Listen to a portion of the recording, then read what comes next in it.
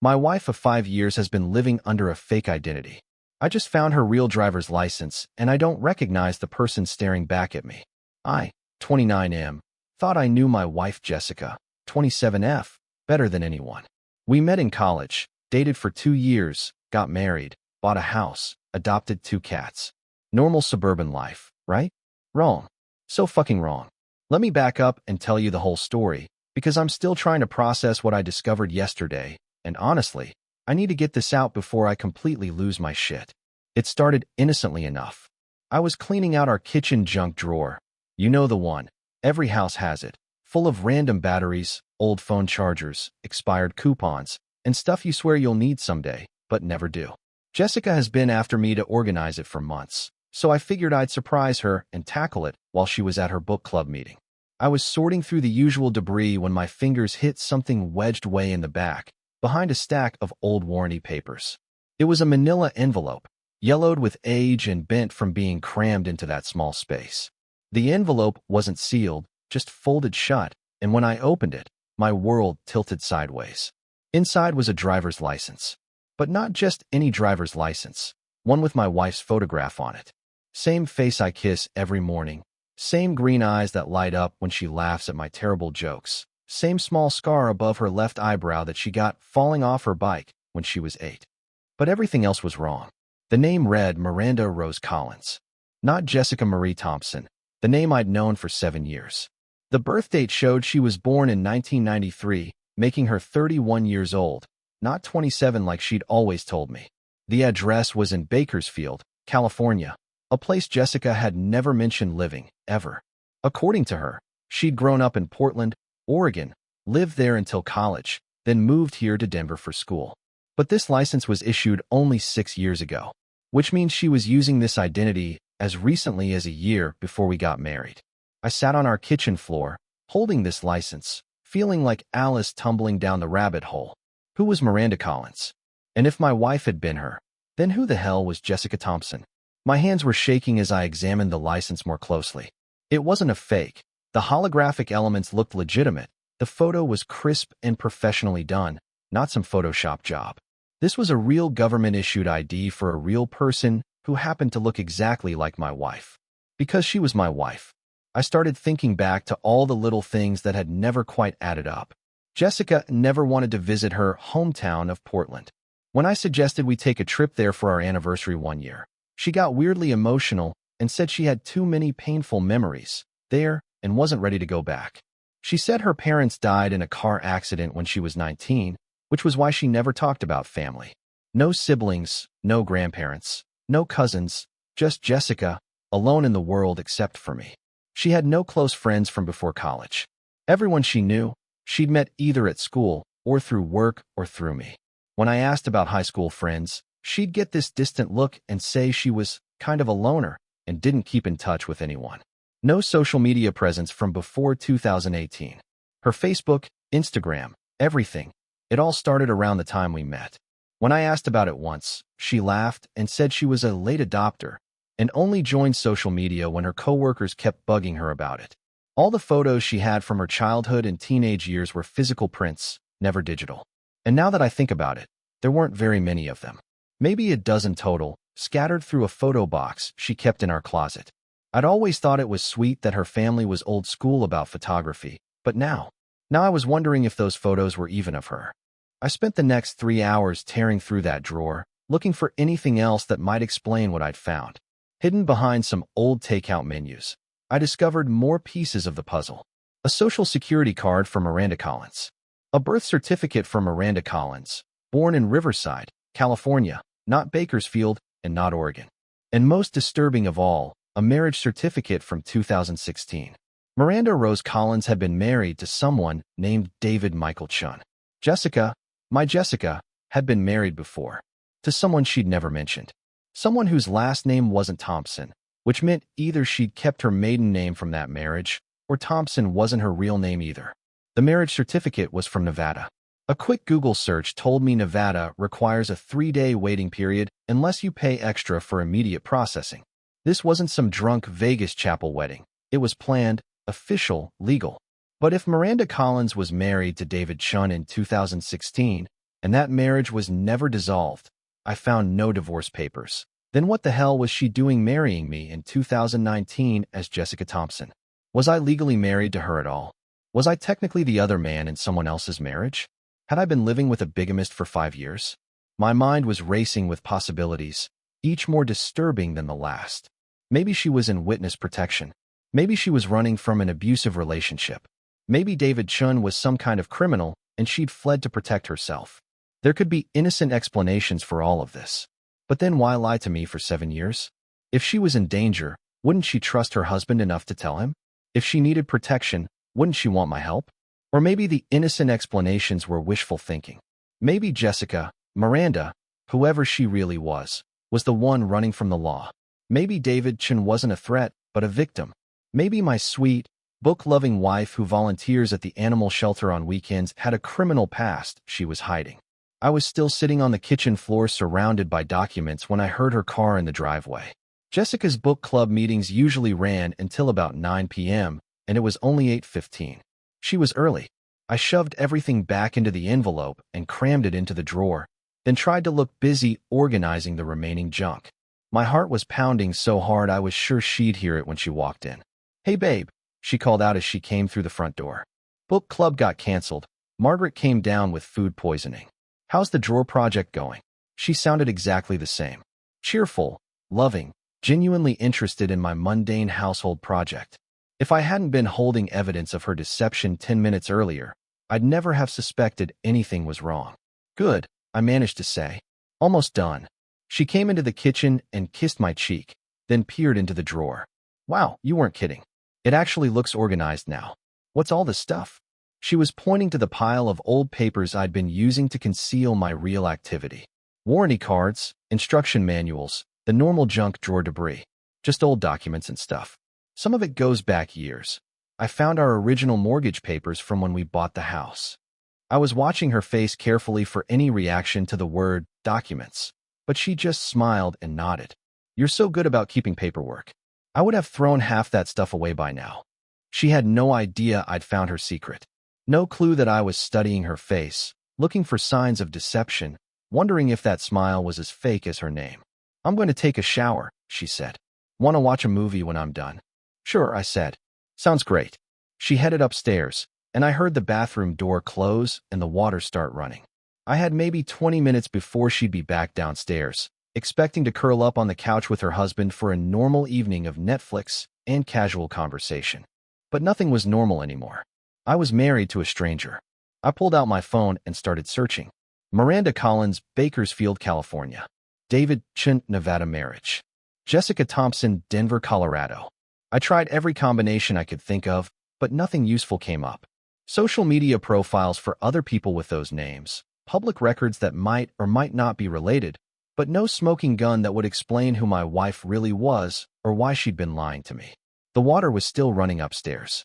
I opened the envelope one more time and studied the marriage certificate. The date was July 15, 2016.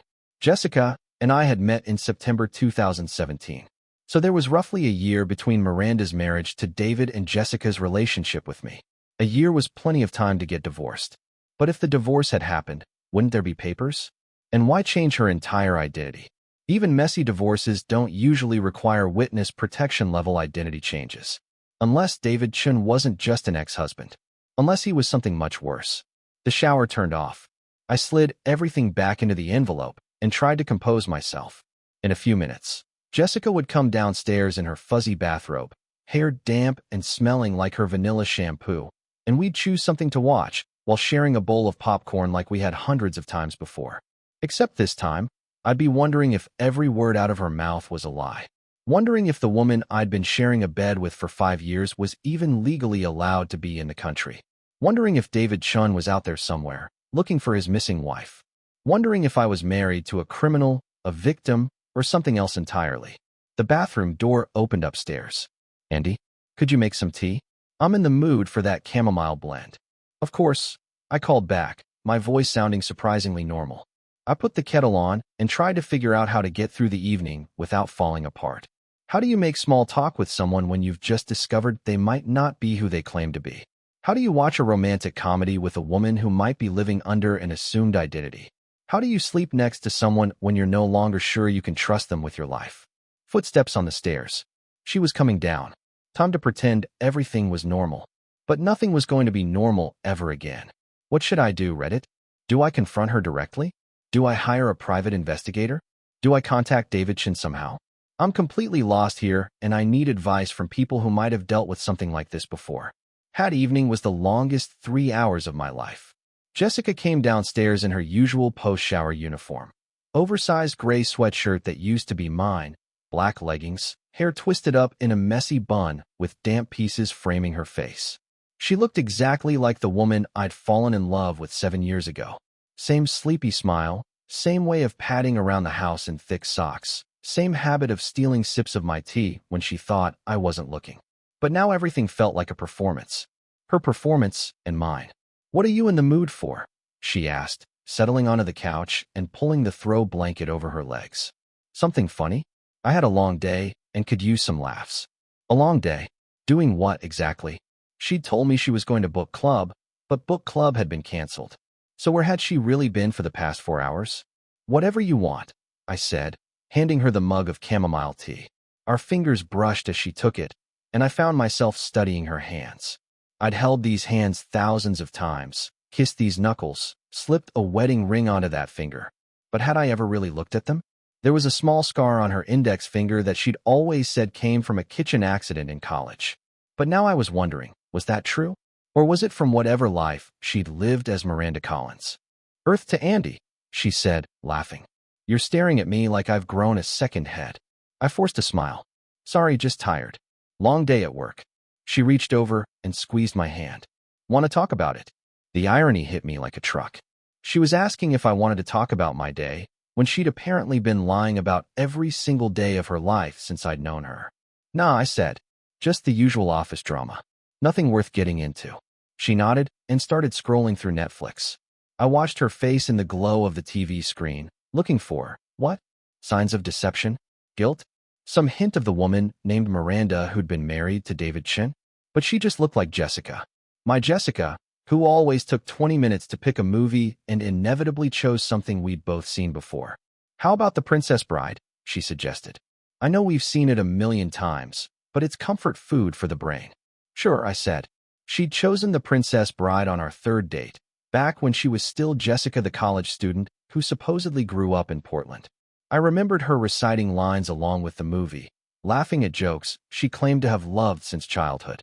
But if she'd been Miranda Collins until 2018, when had she found time to fall in love with this movie? Had Miranda liked The Princess Bride too? Or was this another layer of the Jessica Thompson persona?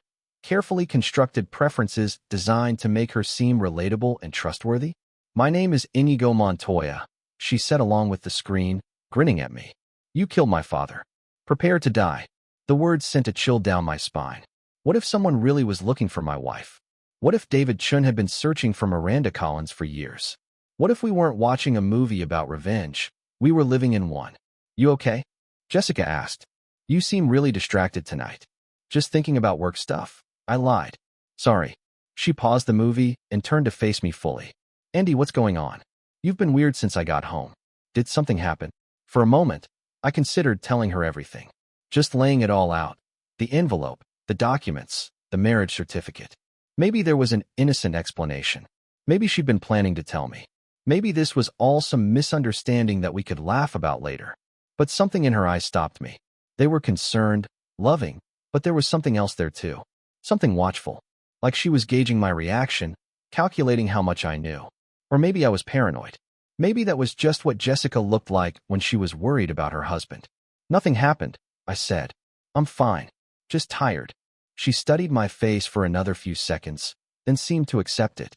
"Okay, but you know you can tell me anything, right? We don't keep secrets from each other.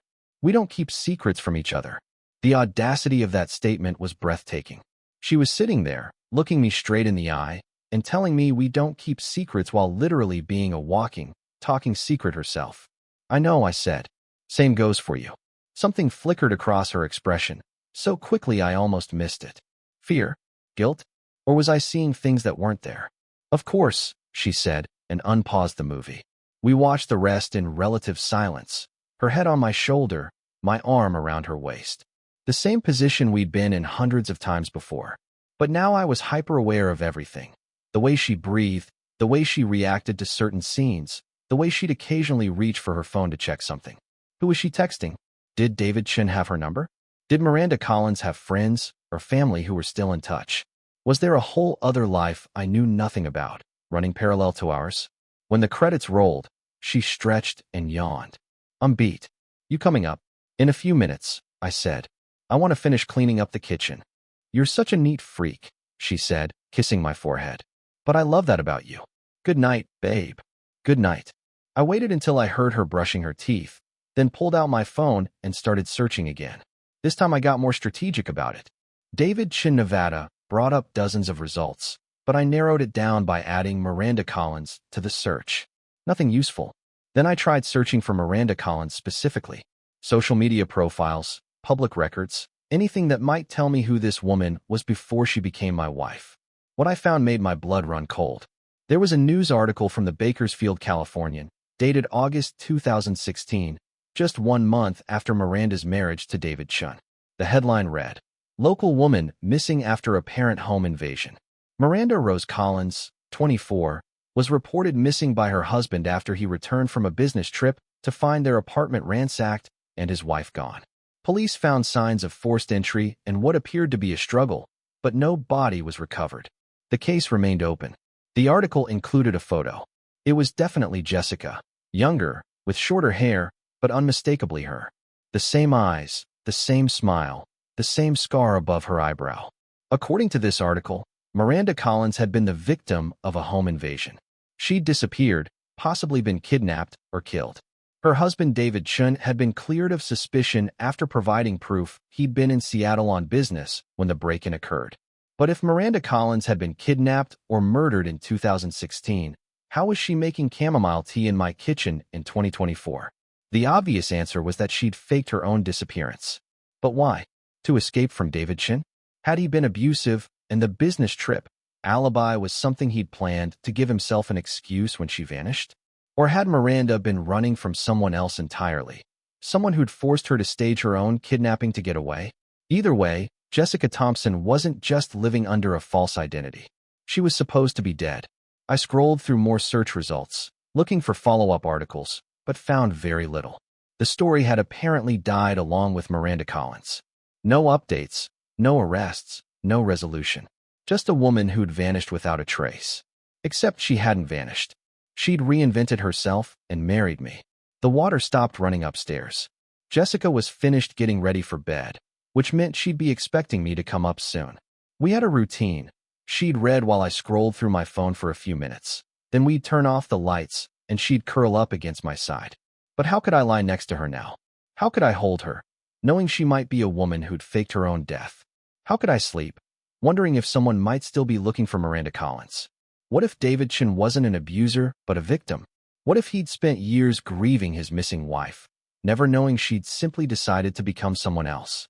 What if the people responsible for the fake home invasion were still out there, still dangerous, and I'd unknowingly put myself in harm's way by marrying their accomplice? My phone buzzed with a text from Jessica. "You've been down there forever. Everything okay?" "Just finishing up," I texted back. "Coming now." I climbed the stairs on shaking legs, my mind racing with questions I couldn't ask and answers I was terrified to learn. Jessica was already in bed, propped up against the pillows with a romance novel open in her lap. She smiled when I walked in. "There you are? I was starting to think you'd fallen asleep on the couch." "Nope," I said, heading to the bathroom to brush my teeth. "Just lost track of time." In the bathroom mirror, I looked like a ghost. Pale, exhausted, haunted. How was I supposed to pretend everything was normal when I felt like my entire world had been revealed as an elaborate lie? When I came back to bed, Jessica had put her book away and was lying on her side, watching me. "You sure you're okay? You look kind of pale." "Just tired," I said, getting under the covers. She scooted closer and rested her hand on my chest. "Want to talk about what's really bothering you?" The question hung in the air between us. "What's really bothering me, Jessica?"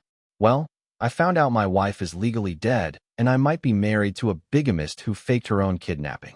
"How was your day?" "Nothing's bothering me. I said. She was quiet for a moment, her fingers tracing patterns on my shirt. Then, Andy, do you trust me?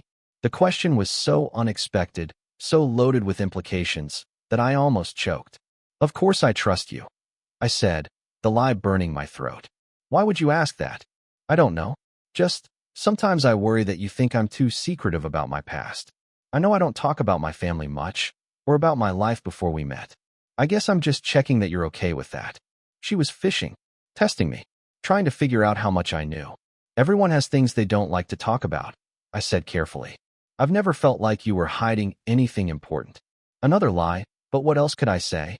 I've actually felt like you were hiding everything important, and now I know I was right.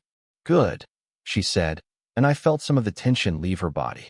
I love you, Andy. More than you know. I love you too, I said automatically. But as she drifted off to sleep in my arms, her breathing growing deep and regular, I stared at the ceiling and wondered if love could survive this level of deception. I wondered if the woman in my bed even was Jessica Thompson, or if she was still Miranda Collins, playing an elaborate game that I'd never consented to be part of. I wondered if I was married to a victim or a criminal, and I wondered what would happen when the truth finally came out. Because one way or another, it was going to come out. I couldn't live like this, pretending everything was normal when my wife was supposed to be dead. Tomorrow, I was going to start looking for answers.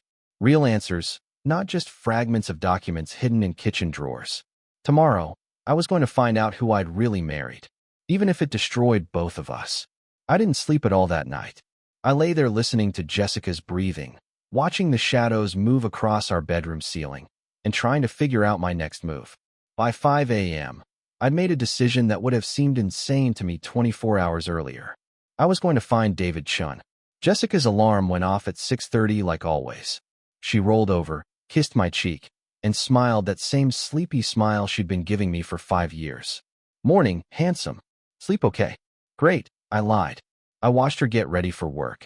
The same routine I'd observed hundreds of times. Shower, coffee, toast with jam, quick makeup in the hallway mirror. But now I was studying everything, looking for clues I might have missed. I might be late tonight, she said, grabbing her purse. We're having issues with the Henderson account, and my boss wants the whole team to stay until we figure it out. Another late night. Another excuse. How many of these had been real work emergencies, and how many had been, what?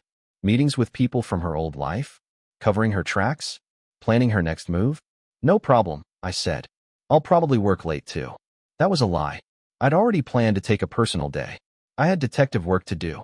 After she left, I sat at our kitchen table with my laptop and started searching in earnest. Finding David Chun turned out to be easier than I'd expected. There was only one David Michael Chun in Nevada who was the right age and had been married in 2016. He was a software engineer at a tech company in Reno. LinkedIn profile, Facebook page, Twitter account, completely normal online presence. The Facebook was mostly private, but I could see enough to get a picture of his life. He was 34, worked at a startup that developed mobile apps, and based on his few public posts, seemed to be into hiking and craft beer. Normal guy stuff. He didn't look like an abuser or a criminal, just a regular dude with thick-framed glasses and a beard. But what really got my attention was his relationship status. Married. Not widowed, or it's complicated. Married. As in, still married to Miranda Collins, even though she'd supposedly been kidnapped 8 years ago. That could mean one of two things. Either he was so devoted to his missing wife that he'd never officially had her declared dead, or he knew she wasn't actually missing. I found his work email through the company website and spent an hour crafting what I hoped was a subtle approach. Subject: question about missing person case. Hi, David. I hope this message doesn't come across as intrusive. I'm a journalist working on a story about cold cases in California, and I came across the 2016 disappearance of Miranda Collins. I noticed you were listed as her husband in the police reports. Would you be willing to speak with me about the case? Even just a brief phone call would be helpful for my research. I understand this must be a difficult subject, but I'm hoping to bring renewed attention to unsolved cases like Miranda's. Thank you for your time. Andy Morrison, fake name. I used a burner email account and held my breath as I hit send. While I waited for a response, I dug deeper into the original news coverage. The Bakersfield Police Department's website had a cold case section, and Miranda Collins was featured prominently. The details were more extensive than what I'd found in the newspaper article. Miranda had been alone in the apartment when the break-in occurred. The neighbors reported hearing loud noises around 2 a.m., but assumed it was just the upstairs apartment moving furniture. David had been in Seattle for a 3-day business conference. Hotel receipts, flight records, and witness statements all confirmed his alibi. The apartment had been ransacked, but strangely, nothing valuable was missing. Electronics, jewelry, cash, all left behind. The only things that appeared to be gone were some of Miranda's clothes and personal items. There were signs of a struggle in the living room. Overturned furniture, a broken lamp, what appeared to be blood on the carpet. But DNA testing showed the blood was Miranda's, and there wasn't enough to indicate serious injury. Most interesting of all, Miranda's car was found abandoned at a shopping center 3 miles away. Keys still in the ignition, purse still on the passenger seat. Everything about the scene suggested either a very sloppy kidnapping or a very staged disappearance. My phone buzzed. Email notification. David Chun had responded. Already. Andy, thank you for reaching out about Miranda's case. I appreciate any attention it can get. I've never stopped hoping for answers. I'd be happy to speak with you, but I should mention, I'm not sure how helpful I'll be. The police investigation went cold years ago, and I don't have any new information. But if you think it might help, I'm available for a call this evening after 6 p.m. Pacific time. I'm attaching my phone number. Please be sensitive in your article about the impact this has had on both our families. Best regards, David. Both our families. Not my family. Both our families. As if Miranda's family was still actively affected by her disappearance. As if they were still in contact with him. But according to Jessica, she had no family. Her parents were dead, no siblings, no extended relatives. So whose family was David referring to? I looked at the phone number he'd included. My hands were literally shaking as I saved it to my contacts. In a few hours, I was going to be talking to the man who was legally married to my wife. The man who thought she was dead. The rest of the day crawled by. I tried to work, tried to distract myself with normal activities, but everything felt surreal. I was going through the motions of my regular life, while preparing to possibly blow it all up. At 5:45 p.m., I poured myself 3 fingers of whiskey and dialed David's number. He answered on the second ring. David Chun. Hi David, this is Andy Morrison, the journalist who emailed you about Miranda's case. Right, thanks for calling. I have to say, I'm surprised to hear from a journalist after all these years. What sparked your interest in Miranda's disappearance? His voice was steady, professional, but I could hear something underneath it. Pain maybe, or exhaustion. I'm working on a piece about how cold cases affect families long-term, I said, hating myself for the deception. Cases where there was never any resolution, never any closure. Miranda's case caught my attention because of some of the unusual circumstances. Unusual how? Well, the staging of the scene, for one thing. The fact that nothing valuable was stolen despite the apartment being ransacked. The car being abandoned with the keys and purse still inside. It reads more like a staged disappearance than a random crime. There was a long silence. I've wondered about that myself, David said finally. But Miranda had no reason to disappear. We were happy. We'd just gotten married a month before. She was excited about starting her new job, talking about wanting to get a dog, maybe start thinking about kids in a few years. She wasn't the type of person to just vanish. Tell me about Miranda. What was she like? She was... He paused, and I heard him take a shaky breath. She was beautiful, obviously. But more than that, she was kind. Really genuinely kind, in a way that's rare. She volunteered at the animal shelter on weekends, always brought coffee to the homeless guy who hung out near our building. She remembered everyone's birthday, sent thank you cards for everything. My stomach dropped. Jessica volunteered at an animal shelter. Jessica never forgot birthdays. Jessica was obsessive about thank you notes. She was also really private about her past, David continued. She'd grown up in foster care, aged out of the system at 18. No real family connections, which is why losing her was so devastating. I was basically all she had, and she was all I had. Foster care. Not dead parents like Jessica had told me, but foster care. Another lie, but this one made more sense. It would explain the lack of family photos, the reluctance to talk about childhood, the absence of long-term friendships. Did she have any enemies? Anyone who might have wanted to hurt her? That's what the police kept asking, but I couldn't think of anyone. She kept to herself, mostly. She had some trust issues because of her childhood, so she was slow to open up to people. But once you got past her walls, she was incredibly loyal. Trust issues. Slow to open up. That sounded like Jessica too. It had taken months of dating before she'd told me she loved me, and even longer before she'd seemed to fully relax around me. David, I hope you don't mind me asking, but I noticed your social media still lists you as married. After 8 years, have you considered having Miranda declared legally dead? Another long silence. I know it sounds crazy, he said, but I can't bring myself to do it. Some days I'm convinced she's dead, that whoever took her killed her that night. But other days, I don't know. Something about the whole thing never felt right. Like maybe she did disappear on purpose, but not because she wanted to hurt me. Maybe because someone was threatening her, or she was in danger somehow. What kind of danger? I've had 8 years to think about this, and I keep coming back to something that happened a few weeks before she disappeared. She got really paranoid about being followed. Said she'd seen the same car behind us multiple times, noticed someone watching her at work. I thought she was just being anxious. She could be prone to that sometimes. But what if she was right? Did you tell the police about this? Of course. They looked into it, but there was no evidence of any stalking or threats. No suspicious vehicles caught on security cameras. No reports from her coworkers about anyone unusual hanging around. The detective thought Miranda might have been having some kind of psychological episode. But you didn't think so? Miranda was many things, but she wasn't delusional. If she said someone was following her, I believe someone was following her. We talked for another 20 minutes. David told me about their relationship, about the investigation, about how the case had consumed his life for years before he'd finally been forced to move forward. But he'd never remarried, never even seriously dated anyone. Some people think I'm crazy for holding on to hope after all this time, he said. But until I know for sure what happened to her, I can't let go. Miranda was the love of my life. If there's even a 1% chance she's still out there somewhere, I have to keep believing I'll find her. By the time I hung up, I felt like I was going to throw up. David Chin wasn't an abuser or a criminal. He was a man who'd lost his wife and spent 8 years hoping she'd come home. A man who still wore his wedding ring and kept her photo on his desk and turned down other women because he was still married to a ghost. A ghost who was very much alive and making dinner in my kitchen. I heard Jessica's key in the front door just as I was ending the call.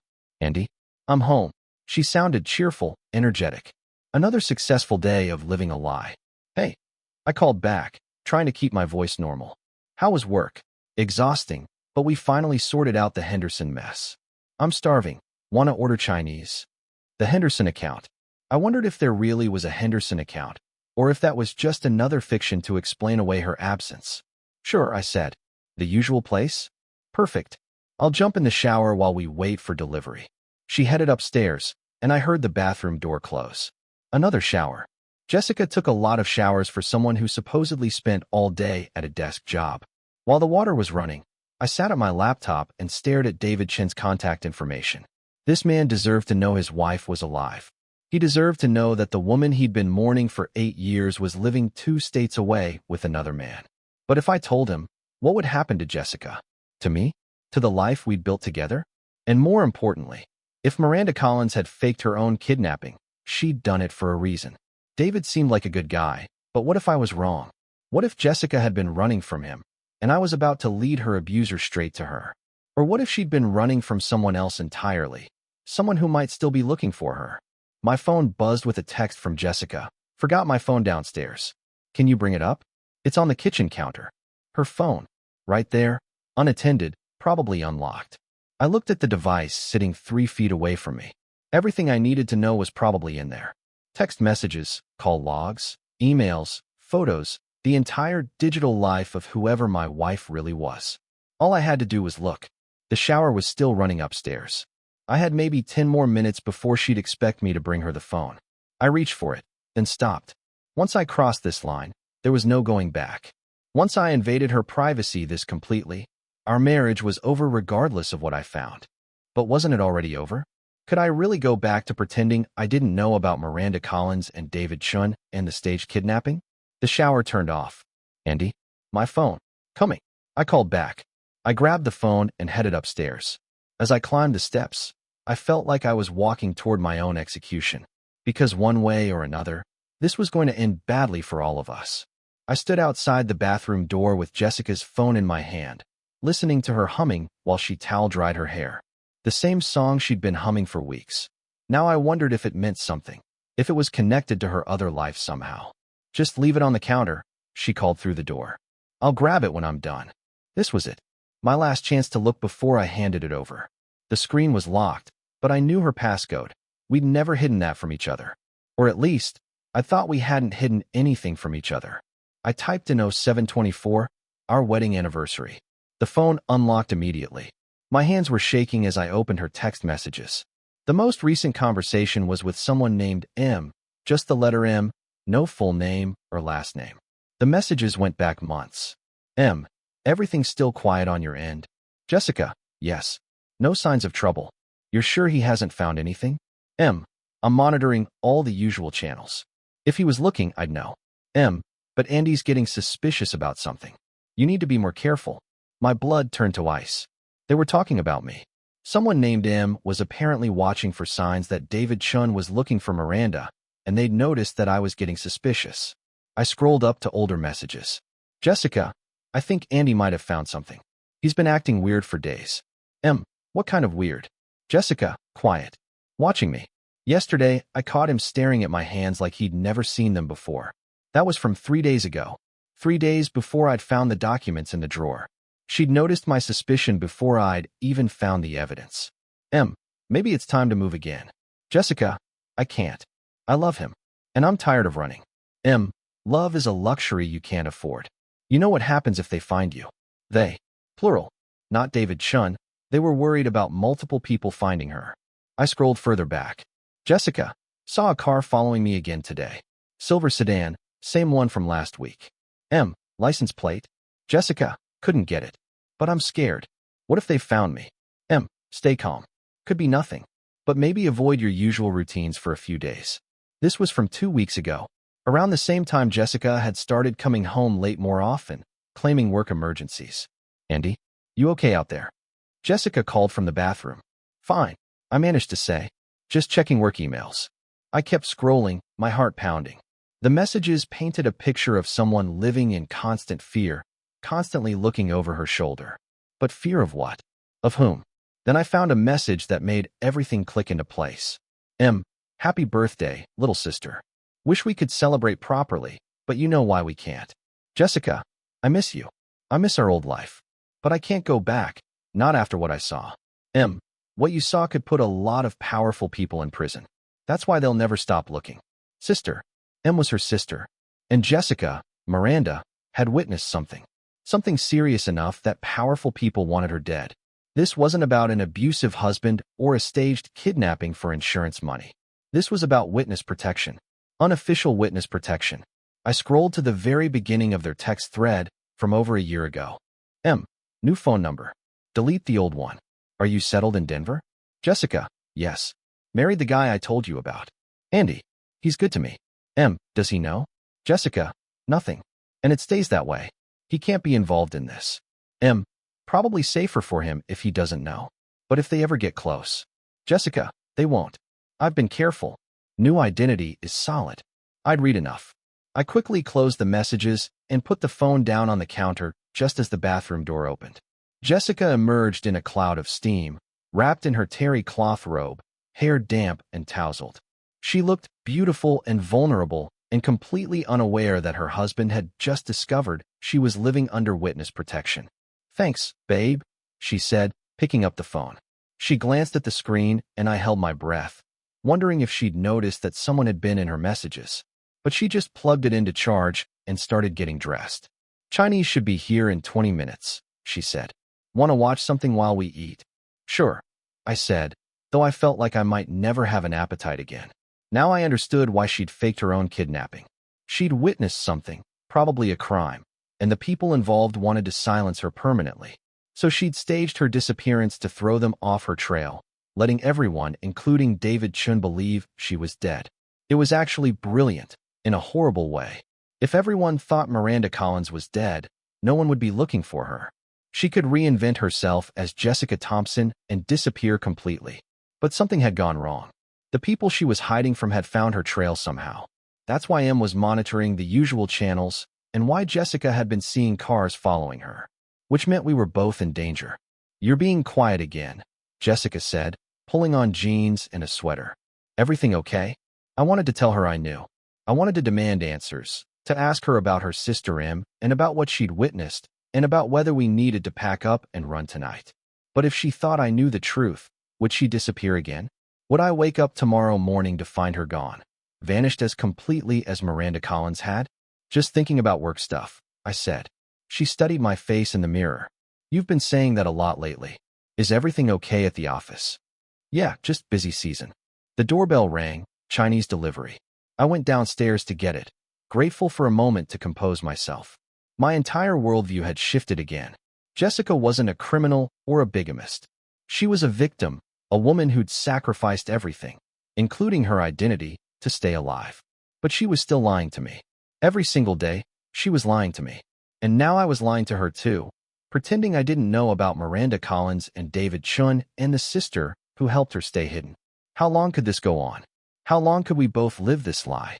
We ate dinner mostly in silence, watching some cooking show on Netflix. Normal couple stuff, if you ignored the fact that we were both keeping secrets that could get us killed.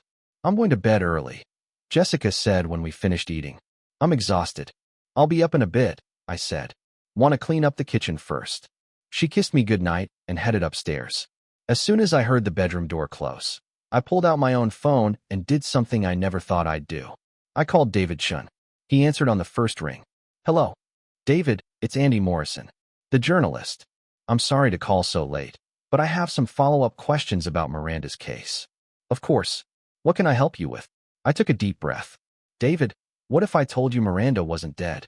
What if I told you she was alive and living under a different identity?" There was a long silence. "I'd say that's the scenario I've been hoping for every day for the past 8 years, he said quietly. "Do you have reason to believe that's what happened?" "Maybe.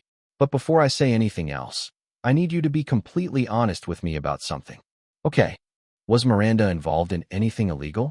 Any kind of criminal activity or dangerous situation that might have made her want to disappear?" "No," he said immediately.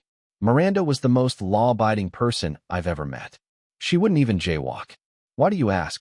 What about her job? What did she do for work?" "She was an administrative assistant at a law firm, Morrison, Keller and Associates. She'd just started there a few weeks before she disappeared." Morrison, Keller and Associates. That name sounded familiar, but I couldn't place it. What kind of law firm was it? "Corporate law, mostly. Some criminal defense work." "What? Did she ever mention seeing or hearing anything unusual at work? Any clients or cases that worried her?" He paused. "Actually, yes. The last few weeks before she disappeared, she seemed really stressed about something. She said there were some files at work that didn't make sense, some meetings she wasn't supposed to know about. I asked her about it, but she said it was probably nothing. Files that didn't make sense. Meetings she wasn't supposed to know about. At a law firm that handled criminal defense. David, I think Miranda witnessed something at that law firm. Something serious enough that someone wanted to silence her."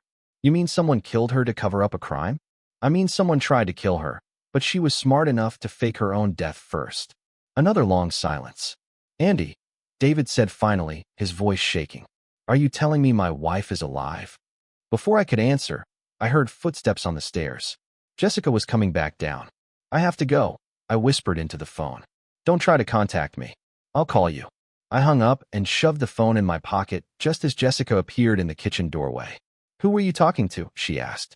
"Work call," I said. "Crisis with the Peterson account." She frowned. "It's almost 10 p.m. Clients on the West Coast. Different time zones."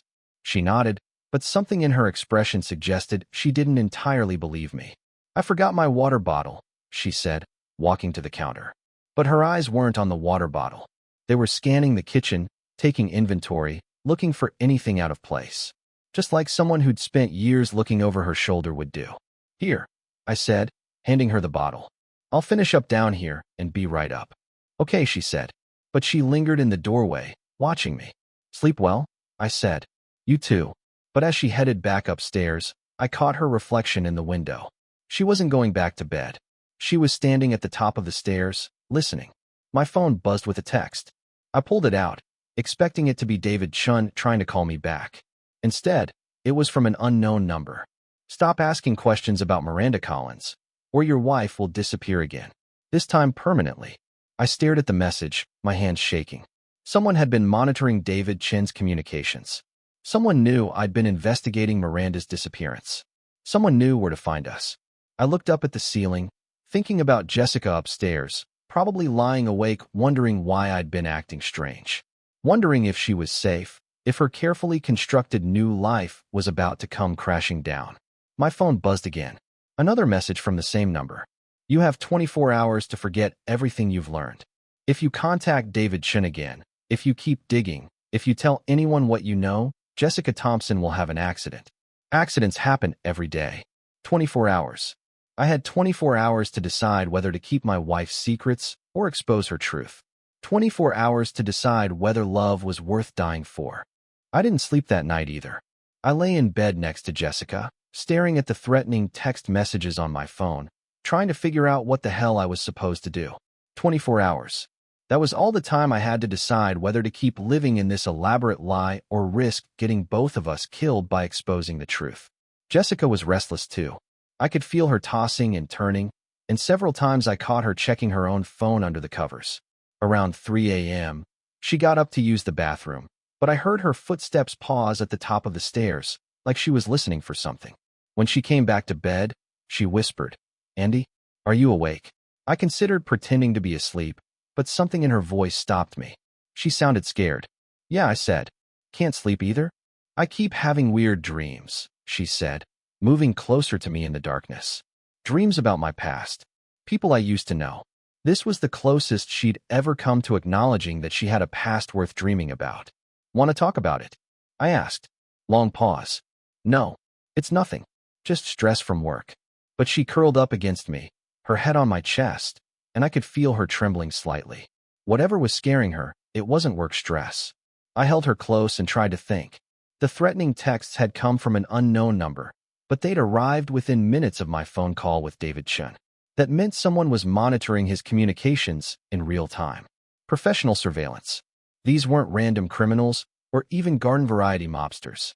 This was organized, sophisticated, and well-funded. The kind of people who could make someone disappear without a trace. The kind of people who could stage a home invasion so convincing that police would spend years investigating it as a real kidnapping. But what had Jessica witnessed at Morrison, Keller and Associates that was worth killing for? And why were they still hunting her 8 years later? By morning, I made a decision that probably wasn't very smart, but was the only one I could live with. I was going to tell Jessica I knew the truth. She deserved to know that her cover might be blown. She deserved a chance to run before they found her. And honestly, I was tired of lying to the woman I loved, even if she'd been lying to me for 5 years. Jessica's alarm went off at 6:30. She hit snooze twice before finally getting up, moving like she was exhausted. "Coffee," she mumbled, stumbling toward the bathroom. "Need coffee." I went downstairs and made a pot of the strong dark roast she preferred, then sat at our kitchen table trying to figure out how to start this conversation.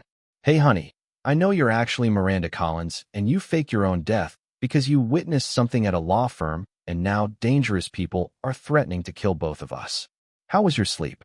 "Yeah, that would go over well." Jessica came down 20 minutes later, showered and dressed for work, but still looking tired. She poured herself a large mug of coffee and checked her phone while she drank it. "Everything okay?" I asked. She looked up at me, and for a moment I saw something flicker across her face. Fear? Guilt? Recognition that I was asking a loaded question? "Why wouldn't it be?" she said.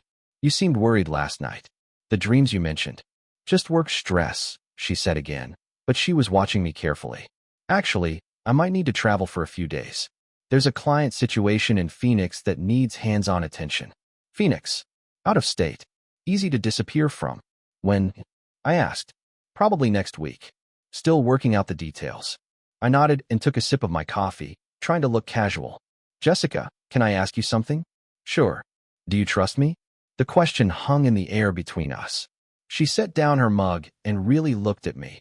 Not the casual glances of a busy morning routine, but the focused attention of someone trying to read another person's intentions.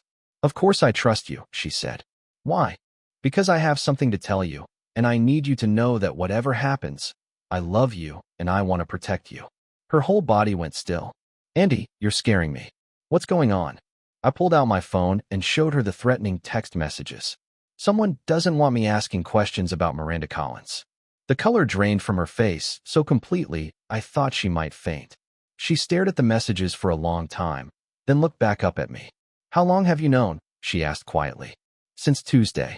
I found documents in the kitchen drawer, a driver's license and marriage certificate for Miranda Collins. She closed her eyes and took a shaky breath. Fuck. I'd never heard Jessica swear like that. But then again, I'd never really known Jessica. Are you going to ask me to explain? She said. Only if you want to. But based on these texts, I think we have bigger problems than explanations right now. She stood up abruptly and started pacing around the kitchen, running her hands through her hair. This is bad, Andy. This is really, really bad. If they know you've been digging into my past, if they know you've been in contact with David. You know about David? I know everything about David. I never stopped caring about him. I just couldn't contact him without putting him in danger too. She stopped pacing and looked at me. Jesus, Andy, what have you done? I called him. Twice. I wanted to understand what happened to Miranda Collins. And now they know you called him, which means they know I told someone about what I saw, which means... She trailed off and grabbed her phone. Who are you calling? My sister. We need to leave. Now. Today. Sister. The mysterious M from the text messages. Jessica, wait. Talk to me. Help me understand what we're dealing with. She was already dialing, but she paused and looked at me with something that might have been love or might have been pity. 8 years ago, I was working as an admin assistant at a law firm in Bakersfield. Morrison, Keller and Associates. They handled a lot of corporate work, but they also had some clients who weren't exactly law-abiding citizens. What kind of clients? The kind who pay legal fees in cash and don't ask for receipts. The kind who have meetings in the back office after hours. The kind who make problems disappear permanently. She put the phone to her ear. It went straight to voicemail. Shit. Maya's not answering. Maya. M was Maya, her sister. One night, I was working late, trying to finish some filings that were due the next morning. I heard voices in the conference room and went to see if someone needed anything. The door was cracked open, and I could see inside. What did you see? 3 lawyers from the firm, 2 men I didn't recognize, and a briefcase full of cash. They were discussing how to make a federal witness disappear before he could testify. Not hide him or relocate him. Make him disappear. Permanently. The coffee turned to acid in my stomach. I tried to leave quietly, but I knocked over a plant in the hallway. They heard me. I ran to my desk and pretended to be working, but I could tell they knew someone had been listening. What did you do? I finished the filing and went home. But the next morning, one of the partners called me into his office and started asking weird questions. Where did I live? Did I have family in the area? Had I mentioned anything about client meetings to anyone outside the firm? She tried calling Maya again. Still no answer. I knew they suspected me, so I went to the police. And the detective I spoke to told me they'd look into it, but he seemed skeptical. Said it would be hard to prove anything without more evidence. He advised me to be careful and keep my head down. But you didn't. I tried to. But 2 weeks later, the federal witness they'd been discussing turned up dead in what looked like a drug deal gone wrong. And I knew it wasn't a coincidence. She was pacing again, checking her phone obsessively. So I went back to the police. Different detective this time. But when I told him what I'd seen, he got this look on his face. Andy, I think some of the cops were involved too. I think the whole thing went deeper than just one law firm. That's when you decided to disappear? That's when someone tried to kill me. I was walking to my car after work and a van pulled up.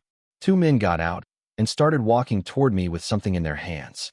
I ran, hid in a construction site until they left. Jesus, Jessica.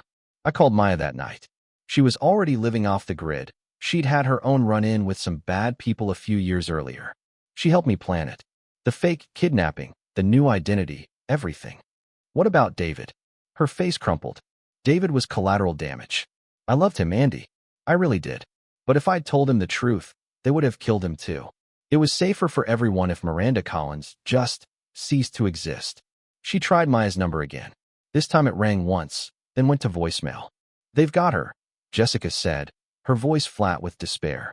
How do you know? Maya never turns her phone off. Ever. If it's going straight to voicemail, someone made her turn it off. The reality of our situation started sinking in. We weren't just dealing with threats anymore. People were already being taken. What do we do? I asked. Jessica looked at me with tears in her eyes. We run. Right now? We take whatever cash we have, get in the car, and drive until we hit Canada or Mexico or anywhere these people can't follow us. What about our life here? Our house, our jobs, our friends. Andy, our life here was built on a lie. It was never real. I'm sorry, but it was never real. The words hit me like a slap. 5 years of marriage, 5 years of shared memories and plans for the future, and she was saying none of it was real. It was real to me, I said. I know. And I'm sorry. I'm so fucking sorry. She was crying now, big tears rolling down her cheeks. I never wanted to drag you into this. I never wanted you to get hurt. But you did drag me into it. The minute you married me under a false identity, you made me part of this lie. You're right. You're absolutely right. And now we're both going to pay for it. My phone buzzed. Another text from the same unknown number. Time's up. Your wife should check the trunk of her car. Jessica saw my face change as I read it. What now? I showed her the message. She went pale again. My car's in the garage, she said. We both looked toward the door that led to our attached garage. Neither of us moved. I don't want to look, she whispered. We have to look. We walked to the garage together, holding hands like kids approaching a haunted house. Jessica's Honda Civic was parked in its usual spot, looking completely normal. Keys, I said. She handed them to me with shaking fingers. I hit the trunk release button. The trunk popped open with a soft click. Inside was a single manila envelope, identical to the one I'd found in our kitchen drawer. Jessica reached for it, but I stopped her. Don't touch it. Fingerprints. I used a garage rag to pick up the envelope and open it. Inside were photographs. Photos of Jessica leaving our house. Photos of her at work. Photos of her at the grocery store, at the gas station, at the coffee shop where she met friends. Someone had been watching her for weeks, maybe months. But the last photo was the worst. It was Maya, or someone who looked like Jessica, but with shorter hair and different clothes. She was tied to a chair in what looked like a warehouse, duct tape over her mouth, eyes wide with terror. There was a note with the photos. Maya Collins has 12 hours left. If you want to see her alive again, Miranda needs to come home. Alone. The address is on the back of this note. I flipped the note over. An address in Bakersfield, California. The same city where Miranda Collins had disappeared 8 years ago. They have Maya, Jessica said, her voice barely above a whisper.